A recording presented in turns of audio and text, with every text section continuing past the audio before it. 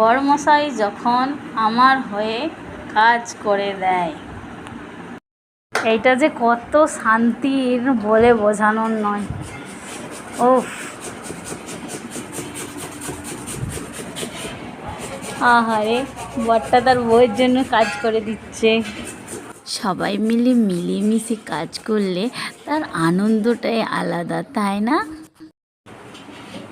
কষ্ট হচ্ছে নাকি কাজ করতে দেওয়া?